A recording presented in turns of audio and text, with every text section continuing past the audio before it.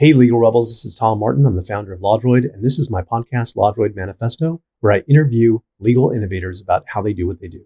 In this episode, I interview Valentin and Alex, co-founders of FutureLaw, about how they pulled off the largest legal innovation conference in Northern Europe and how Estonia has uniquely positioned itself as one of the most tech-progressive countries in the world.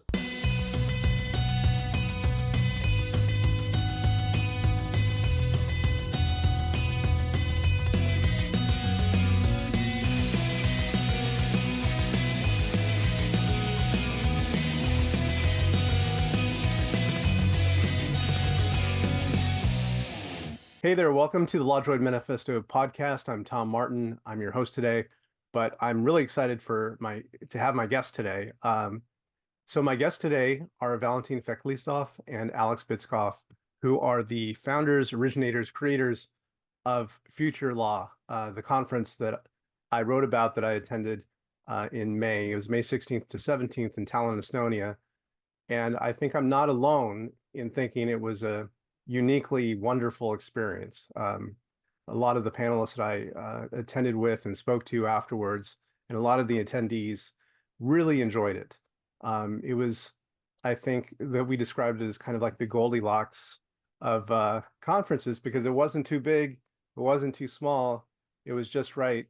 And I have Valentin and Alex to thank for that. So Valentin and Alex, Valentin, maybe if you go first and just introduce yourself. Thank you very much, Tom, for your kind words. We also enjoyed very much this conference because the public was amazing and so much diverse from 40 countries almost. It's amazing for Estonia, especially because we are quite small country and it's difficult to create a purely international events in such a small country. So we really enjoyed it, and thank you very much as well. Yes, as you already introduced me, I'm a co-founder of this conference and also CEO. I run operations, partnerships, and different administrative stuff in order to be sure everything works smoothly and in a proper way. That would be me. And you, Alex? Yeah, so very briefly, yes, I'm Alex. Thank you so much for your kind words. Just like Valentin said, yeah, it was a very interesting experience. We tried to make this conference not like a legal conference, but more like a startup conference in that kind of style. So I think that's kind of what made it stand out and what made it a little bit more fun.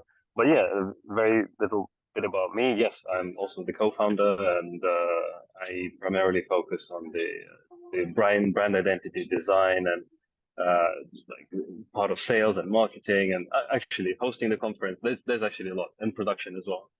So like it's a kind of a two-man team mostly, but of course there are other people that are helping us. Yeah, this is me. Awesome. So for the benefit of people that are watching and listening that didn't go to FutureLaw, or maybe haven't read my article yet where I recapped it. So it was a 2-day conference that happened in Tallinn, Estonia, and I think you billed it as the the big Northern European legal technology conference. Is that right? Or yes, the biggest Nordic? That's the correct. largest legal tech conference in Northern Europe. Yeah. Yes. Which it definitely felt like, and for me, like, I'd never been to Tallinn, Estonia before. I've been to Eastern Europe. I've been to, I guess as far as Denmark, but I hadn't really been to the Baltic countries, and I mean, it was gorgeous. I won't go into that right now, but 2-day conference, lots of different sessions from many different thought leaders throughout the world, and meeting a mix of people from from Estonia, of course, Sweden, Norway, Finland, lots of Finns there because it's just across the water, and people from Germany and the UK and all over. And there were also workshops that were available during the sessions actually where people could learn about legal design and other topics in more detail. Astrid was there and had a workshop on legal design. So that's kind of like the scope of this. And you know, there were so many people, and being able to organize that and collaborate on that, it was quite an achievement. So I guess just to fill out that picture, a little, if you could share with me some stats, like how many people attended, how many sessions were there, you know, just so we could look at some of the numbers. How did that work out? Yeah, sure. It's let's start with the general statistic probably. And I would say that it was around 400 people overall, 2 days. The first day was mostly people attended the first day. Some people attended the second day. It was clearly seen that during the second day it was less people because we sold tickets on both days and on separate days as well. So overall it was around 400 people and people from 40 countries worldwide. So it was quite international event for us, for the region especially. And anything else maybe you would like to ask about the statistics, numbers? I don't know. How many what the sessions were audience there? would like to like. How many sessions? It was 25 sessions and 9 workshops. Oh, wow. Okay. And yeah, I mean, it looked at some points like there was standing room only. You know, for people that are listening, the venue was it was what was it actually? It was at the port, but I'm not sure what it was called. What was that? It is actually the cruise terminal of the port of Tallinn, where the cruise ships dock. Okay. Yeah, it was quite modern and beautiful, and yeah, I didn't realize that it was a cruise ship terminal essentially, because it was Actually it's a restricted zone. That's why there was a security at the gate, and why the entrance to the venue was so strict, why we were so demanding in relation to this, because it was a requirement from the Tallinn port, and it's half-owned entity by the government of Tallinn city. So it's almost like a government space, you know. Yeah, And it's large enough for 1.5 thousand people, so 1,500. But you can also segment the place. So our place was segmented into 2 parts. But you can actually open it so you can have one open segment instead of 3 segments. We only had 2. You could have 3, and then you can have a massive event. Also. But yes, even with us, we took 2 segments up, which was enough. If Valentin, correct me if I'm wrong, for 800 people, was it? well, actually not. It was okay for 600 people, as per the instructions we received from the cruise terminal. So yes. But we separated the venue into 2 parts, one for the main stage and the other one for workshops, as well as the networking and food zone, in order to provide some space during the networking sessions. So it was really comfortable from our point of view as well. We really enjoyed the event, also because the venue was quite great. For instance, last year we had a conference at the hotel conference rooms, It was also a really great event, but we received some feedbacks from the audience that there was not enough space, for example.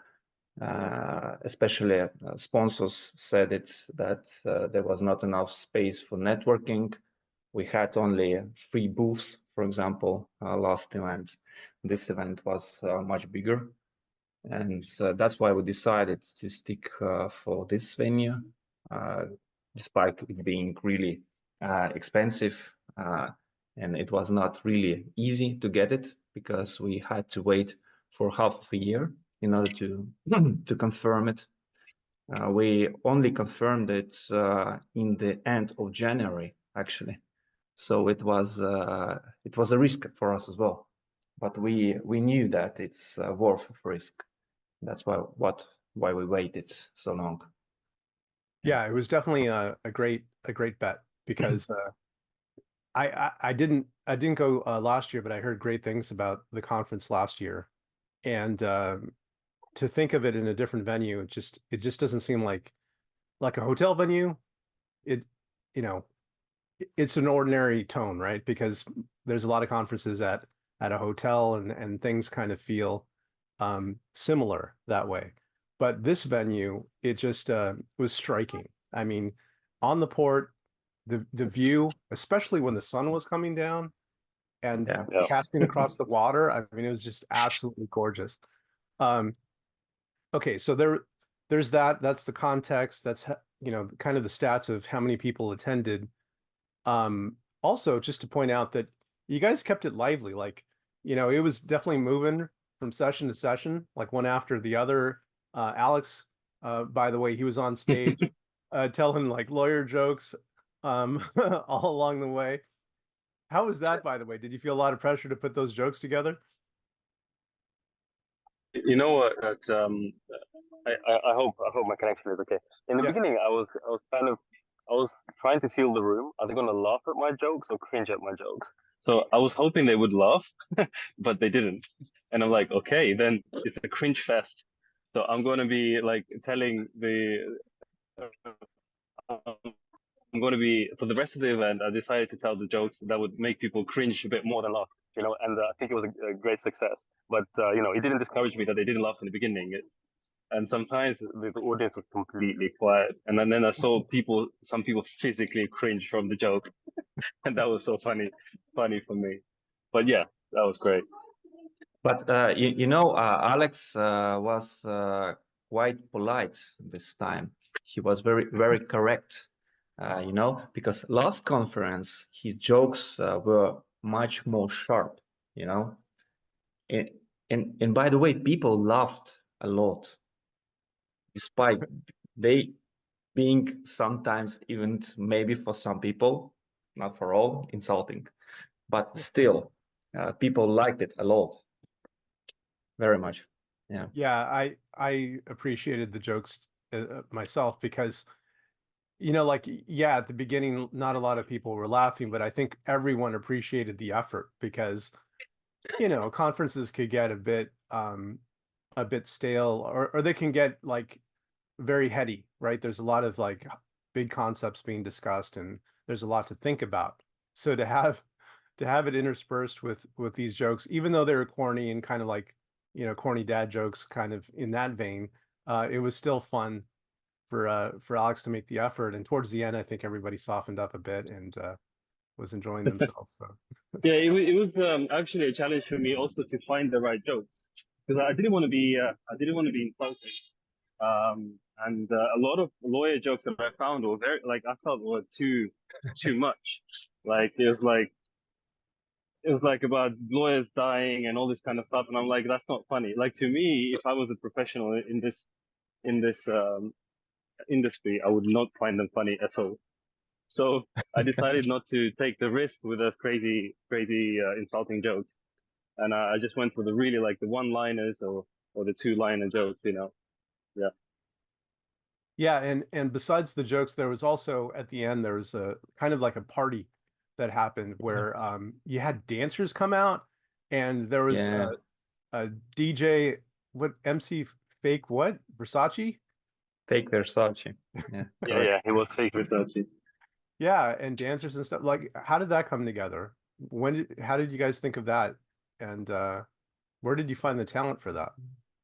Well, actually, I just make a short introduction into how it actually happened.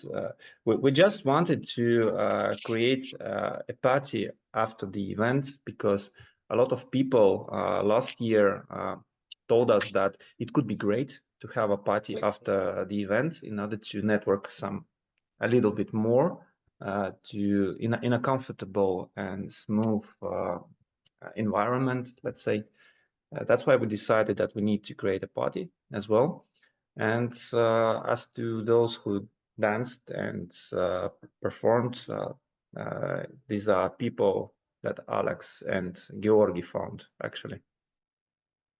Cool. Georgi, it's our associate who also helped us a lot with organization, sales, and marketing as well. Well, it was definitely a lot of fun, and it brought like a different feel to it than I've experienced it at other conferences.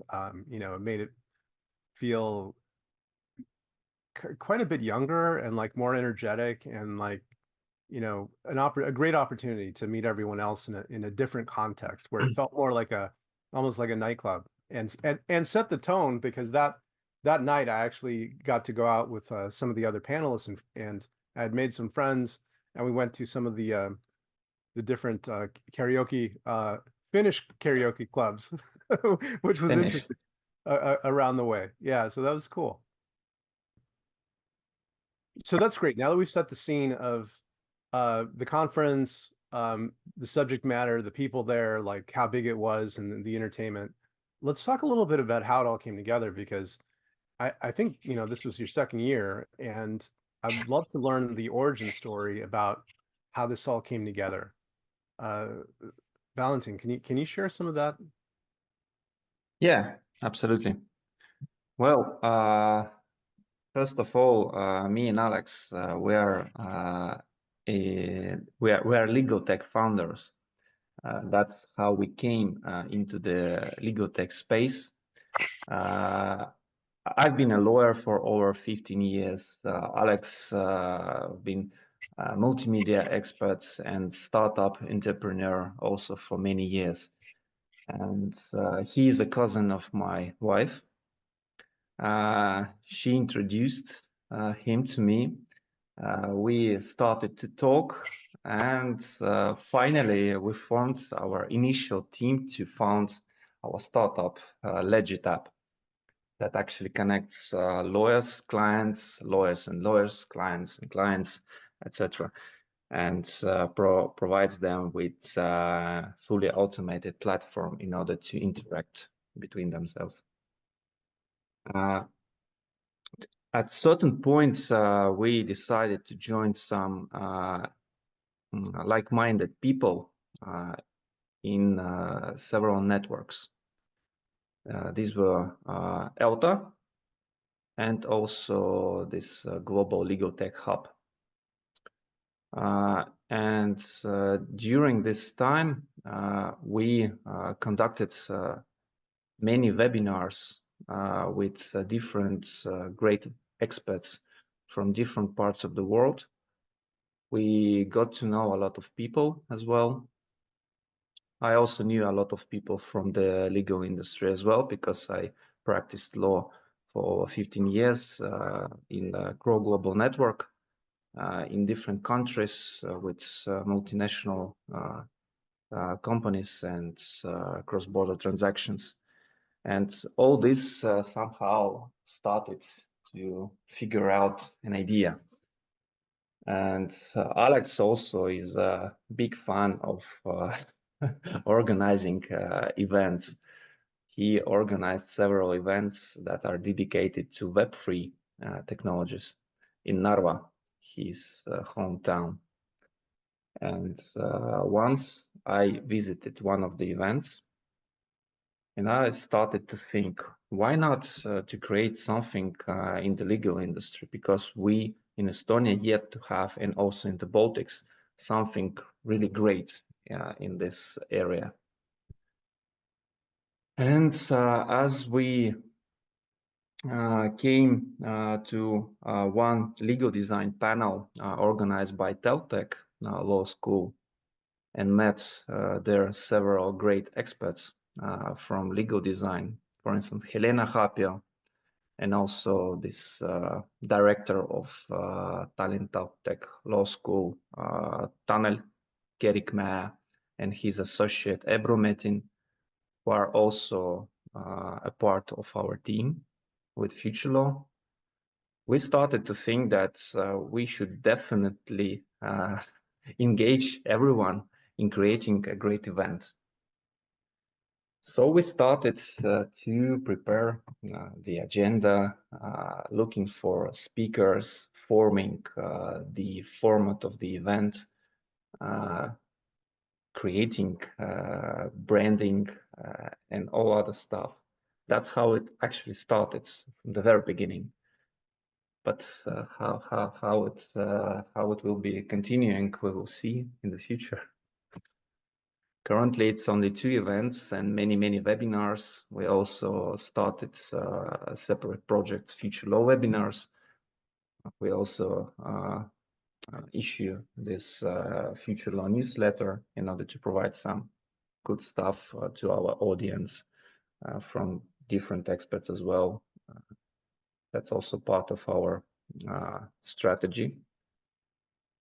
And our general goal to develop this space legal tech area in our region, and to help local companies to grow, because we yet to have such a great success in legal tech area as in the US, UK, and other parts of the world. One thing I would point out is that I think, I mentioned before, I'd never been to Estonia before, but one of the things I learned when I was getting around town, I used Bolt, the car sharing service there, which is kind of like Uber for those listening. I learned from the drivers that, Estonia is like so progressive when it comes to technology that it just seems like the perfect place to have this kind of event and to bring people together around legal technology, because there's already so much technology that's being used throughout life in Estonia. For example, just for people listening in, like it was explained to me that if you wanted to buy a car, I'm originally from California. If you wanted to buy a car, you have to file paperwork with the Department of Motor Vehicles in Los Angeles. And that, just waiting in line could take you 3 hours to get inside the building. But that in Estonia, you could actually do it on your phone within, he said, the driver I spoke with said like 50 seconds, you could transact that business. Yeah, technically, yes. Yeah. That's amazing. When I bought my recent car, I mean, also like I lived outside of Estonia most of my life. I grew up in London. I lived in Japan and in Malaysia. And when I came back to Estonia, I had my first experience in buying a car because, I've been outside for 17 years, and it felt very organic to me, but also I realized how fast that was. So we sat down with the guy whose car I'm buying. We logged into this thing, this portal. I signed the transaction. He signed the transaction. Boom, it's done. That's it. The car is mine. It was that easy. Wow. Yeah, and you have companies like Skype, based in Estonia, Pipedrive, which is one that I use a lot. It's a contact management system, is based in Estonia, and he also shared that you could do the paperwork which doesn't exist anymore, for buying a house like within 2 minutes. So very impressive, and definitely leading the way with technology, and now legal technology. Yeah, for sure. Alex, I No, wanted to mention, sorry to interrupt. I wanted to add one thing. A lot of people, so one of the reasons, sorry, I'm kind of like jumping all over the place. So what Valentin mentioned, that I do Web3 conferences, this is how it started. And one of the reasons why I started doing Web3 conferences is because at one point in time, when there was massive hype around cryptocurrencies, Estonia was like at the forefront of leading the world in crypto freedom. Like they were giving out lots of crypto licenses. It wasn't great. They had to withdraw like 70% of those licenses in the end. But anyway, 90. no, well, sorry, 90. Yeah. So Estonian government, our e-government system is using the blockchain technology to store data. For example, the voting data. Of course, it's not public blockchain like Bitcoin, Ethereum, and all this kind of stuff, but it gets stored on blockchain. And a lot of people don't know this. And when I tell people this is pretty crazy, because they always associate this with hype, like this blockchain equals hype. But actually, there you go. A whole government has been using this since 2014 or even earlier. I don't remember. So this is also why it shows how flexible and progressive Estonia is as a country in terms of tech. Yeah, that's pretty amazing because I know, like, in the US and I've heard the talk in the UK about it, kind of like in the hypothetical, like, oh, we could use blockchain for keeping unique records and making sure that, like, if we were to transfer title, that there's actually unique deeds or unique, unique designations of ownership, and that would be an interesting idea. But to actually see it put into practice, it just Yep. proves that it can be done.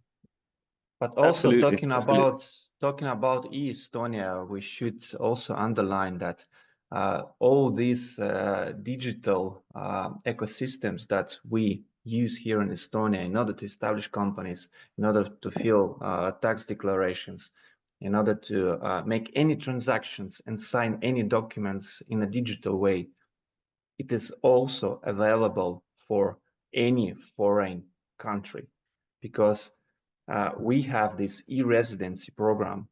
One of our workshops was also dedicated to this program, and it showcased two startups from Denmark and Germany that were founded using this program. Any foreign citizen can apply for e-residency to get it, and then to have a possibility to establish a company in Estonia online and to manage everything online. So this is also one of the strategies of our government to attract foreign investors, foreign businesses, and to actually push our businesses and our country's economy forward. So yes, it's a good place to start a company, but I would be definitely suggesting to anyone who would like to start a company in Estonia to think in advance where it will be also operating, because you still have to admit that Estonia is a small country. It's not a great market. It's a great ecosystem and great foundation for any company in the world. We also have many other great companies, not only Bolt or Skype. We have 11 unicorns. And for example, Wise is one of the best companies in Estonia. This fintech company that is actually also listed at the London exchange. Yeah. So there are a lot of companies that were built here, and some of them are even built by foreigners. For instance, there is a company named Glia. It was founded by foreigners. Yeah. And run by this e-residence program. So for some Americans that might be watching, like, the analogy that comes to mind for me is the state of Delaware in the United States. Like, the state of Delaware it's like everyone within the US goes there to create a corporation. Like, if they're serious about building their company and going public someday, they incorporate in Delaware, because Delaware, it made everything about making the laws about corporations as friendly to companies as possible. And so that's kind of their thing. right, is corporations and companies. And that's why a lot of businesses have incorporated in Delaware. It seems to me kind of like a similar strategy that Estonia has taken, except in terms of, well, partly in terms of companies, but also just electronic commerce. One question I Mhm. have, if you know, is just how that came to be. Like, why was there that initiative within Estonia to do that? I think it's all started after the collapse of the Soviet Union, and my phone just told me that it's going to die in 30 seconds.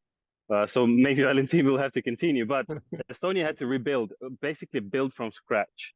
And how to survive, how can a small country on the outskirts of Europe survive, is to innovate as much as possible and attract as much as possible foreign investments, foreign money. And I think this is where it was born, because Estonians themselves will not be able to build as many startups. So let's bring more foreign startups here. That does make a lot of sense. And Valentin, I think you just sent me a there's already an article written about this, Delaware versus Estonia, Yeah, where you should incorporate your but startup. yeah, by the way, it was written by us several years ago. Okay. So you can actually compare Estonia to Delaware when it comes to establishing a company, a business, a startup. So yeah, we are quite similar in a sense. That's true.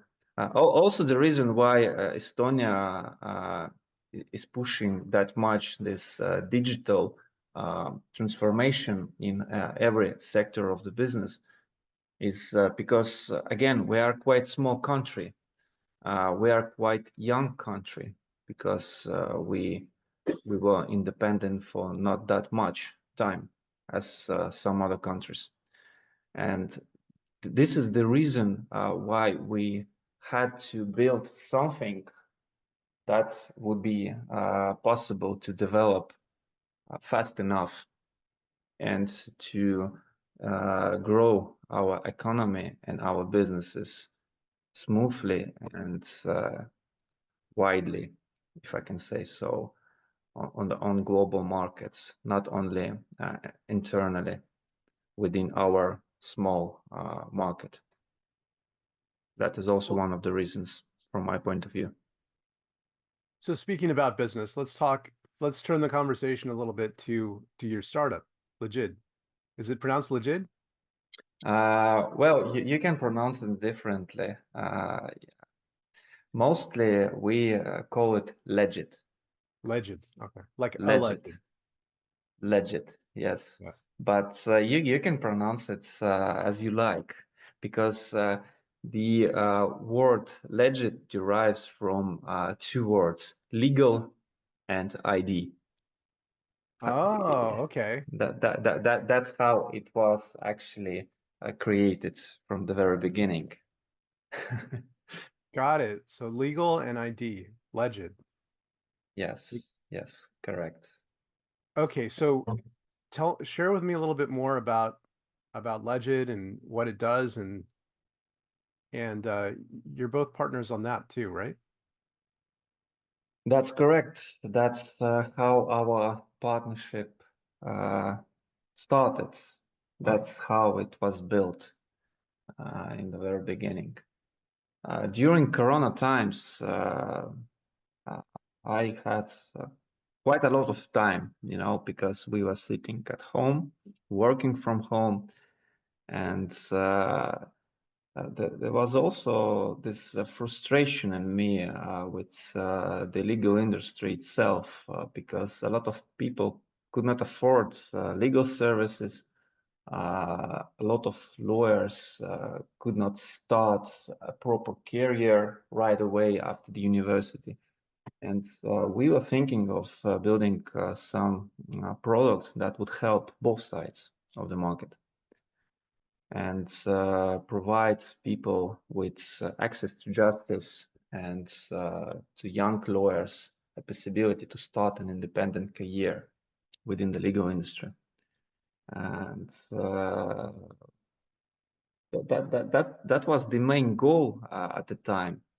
But as any product, it was iterated a lot. We changed it many times.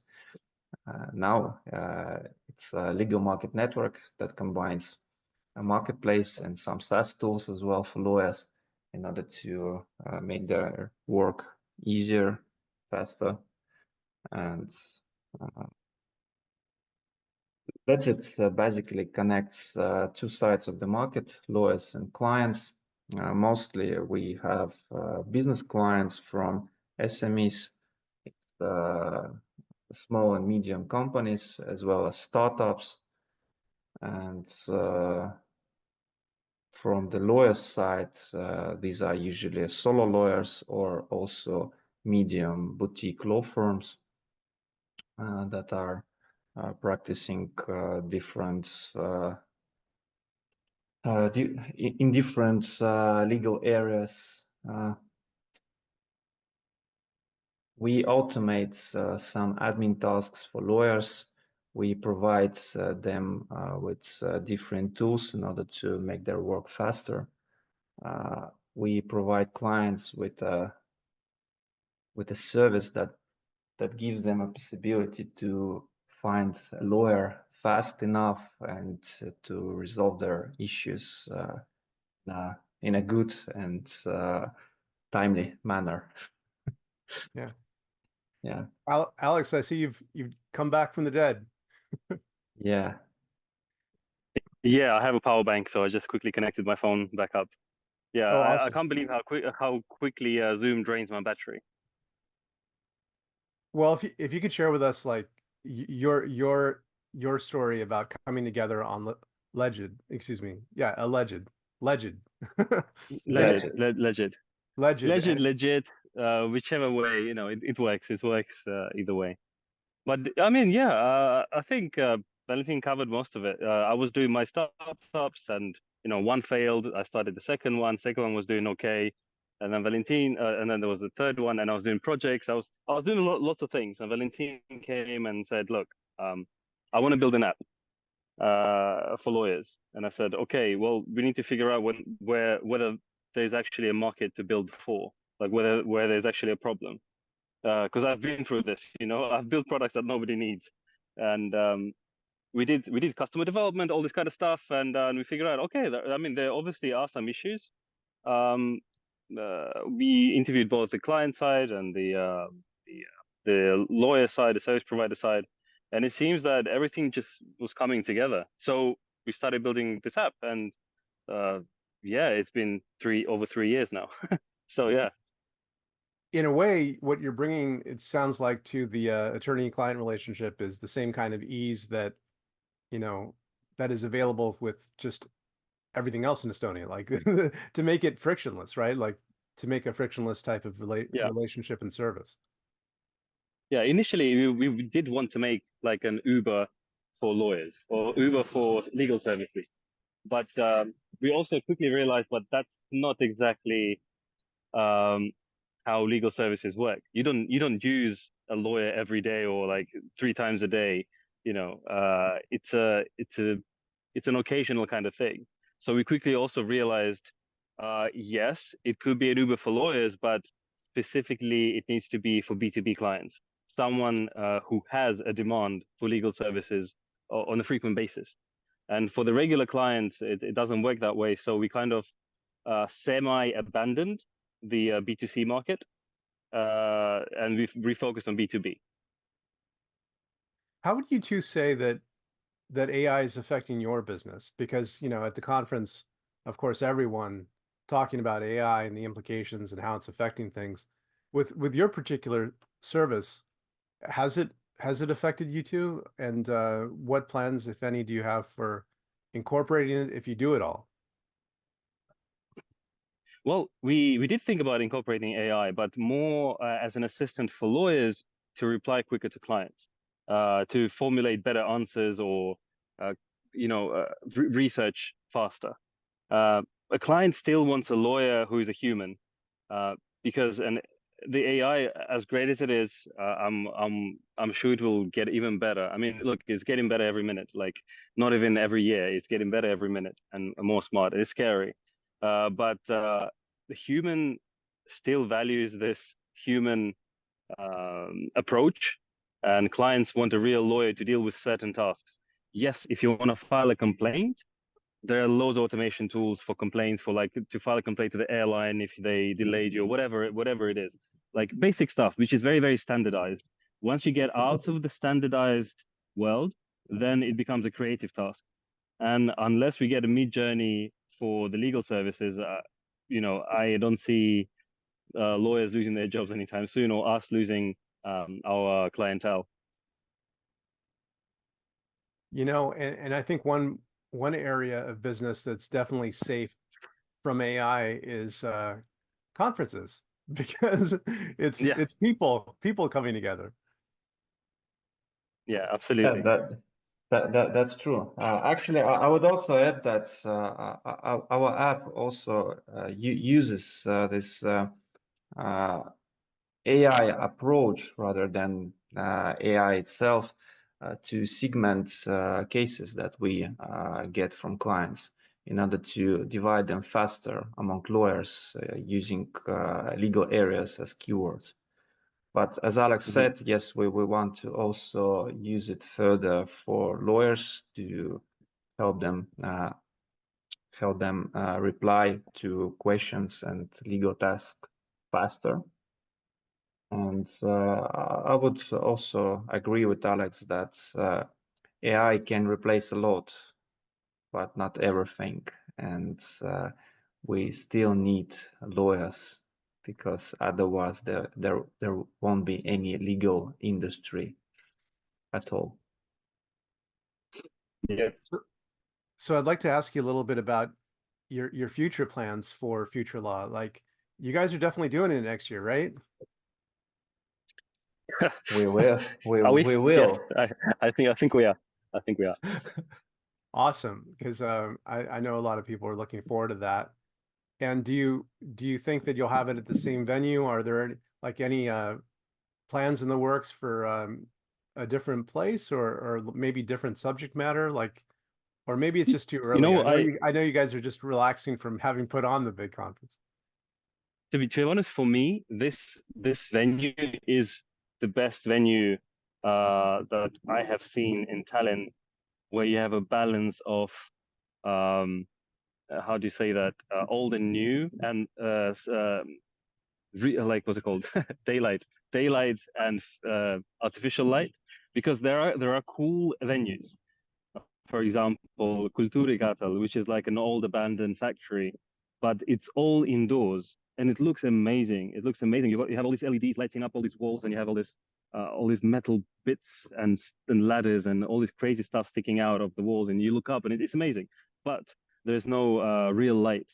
So this venue kind of combines the best of the both worlds. Lots of real light, and people don't feel confined. So I really love this venue. I don't know what Valentin will say for next year, but I hope we use this venue again.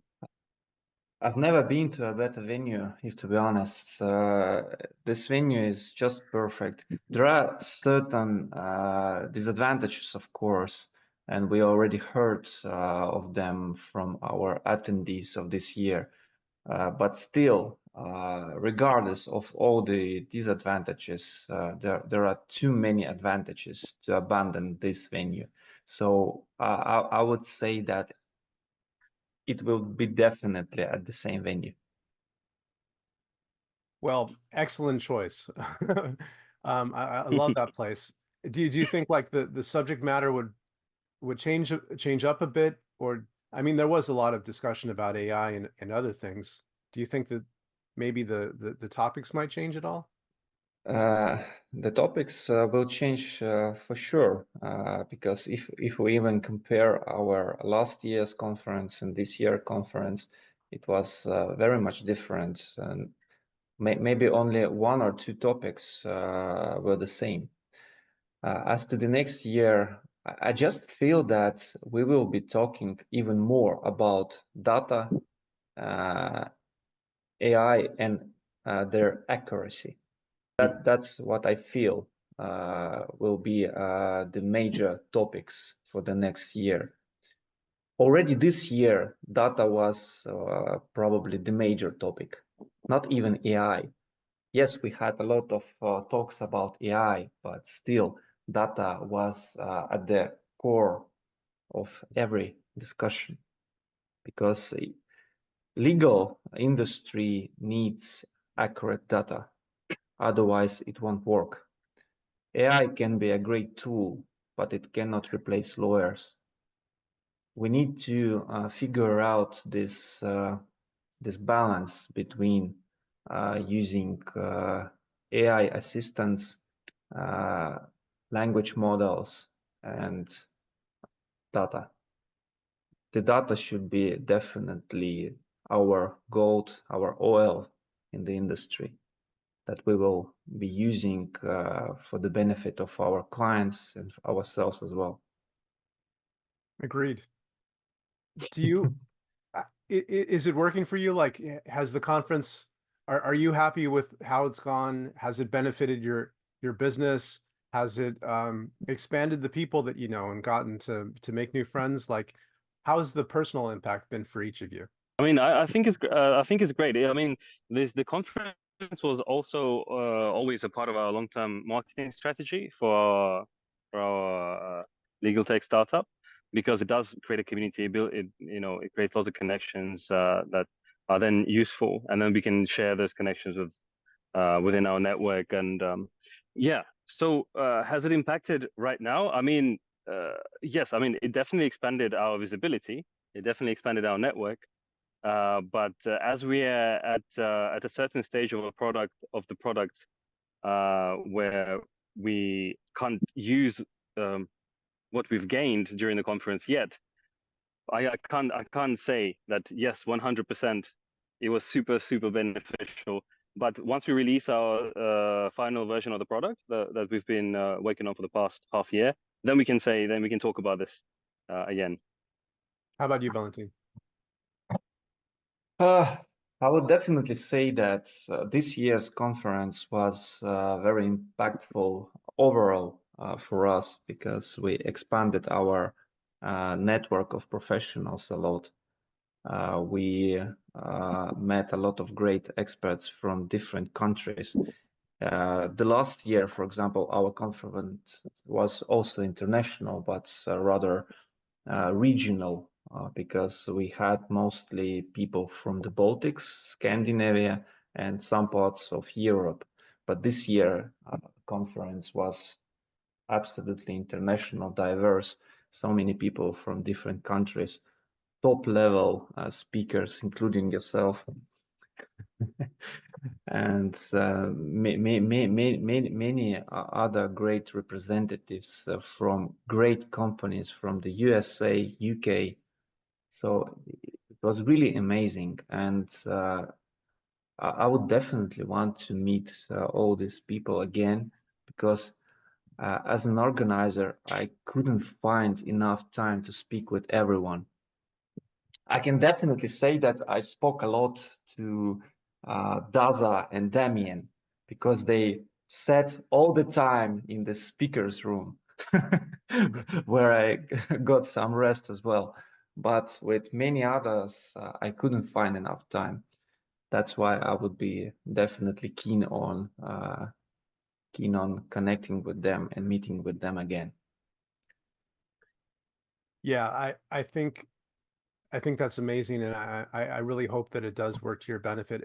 I don't see how it couldn't, because you know, getting to meet new people and increasing one's network is really about, you know, making new acquaintances and friends and having them understand what you're about and getting to know you authentically. And I think you guys really did a good job of communicating that. You know, not just the marketing side, but like your authentic selves, and sharing your you know, your vision with everyone, because that definitely came through.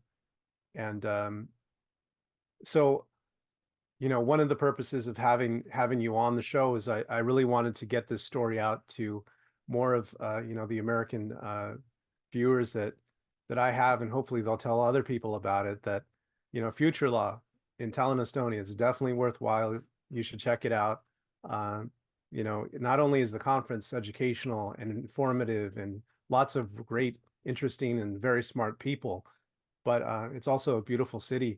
I walked around, checked it out, and because we were staying like right on the port, I was able to take the ferry across to Helsinki on a free day that I had, and that was absolutely amazing. So it's definitely a region that people should check out and learn more about.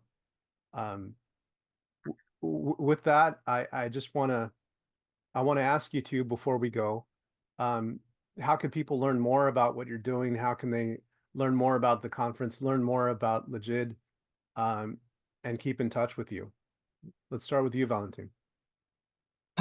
Thank you. Thank you for your words again. And I would say that if one wants to meet us, to learn more about us, definitely visit our channels, social media, because we post a lot of information about upcoming events, about our product as well. And we will be definitely organizing several more events in the future. Definitely come to FutureLaw to meet all those people that are enthusiastic and keen on developing this space, legal tech space, because they are those people who will be responsible for the change. And if you want to meet us, to learn about us, and to be part of this, just come to FutureLaw and you will learn it. How about you, Alex? Yeah, definitely. I mean, first of all, feel free to add me or Valentin. I hope he won't refuse on LinkedIn. Alexander Bitskov or Valentin Feklistov on LinkedIn. Just please do say where you heard from us. I mean, with me, I'm getting lots of bot requests, and I'm not sure whether they're bots or not. So I'm not accepting. But if you do say that you've heard it on the podcast, then let's connect, let's talk, and the same for Valentin. Yeah, visit ledger.app if you want to see what we do with the legal marketplace, or futurelaw.ee for the conference. And I'm really hoping that we'll get more American viewers, American attendees, your viewers at our conference next year. Well, definitely. I hope you do as well. And I want to thank you both so much for being on the show. For everyone watching and listening, definitely check out FutureLaw 2025 coming to you from Tallinn, Estonia. You should definitely get some tickets to that and check it out, because it's going to be a great time. So again, thank you, Valentin. Thank you, Alex. Thank you, Tom. Thank you. And thank you all for watching the LawDroid Manifesto podcast. See you next time. Thank you so much for watching the latest episode of the LawDroid Manifesto podcast. To keep in the loop about upcoming episodes, please subscribe to LawDroid Manifesto and you'll get notified. Thanks for watching. See you next time.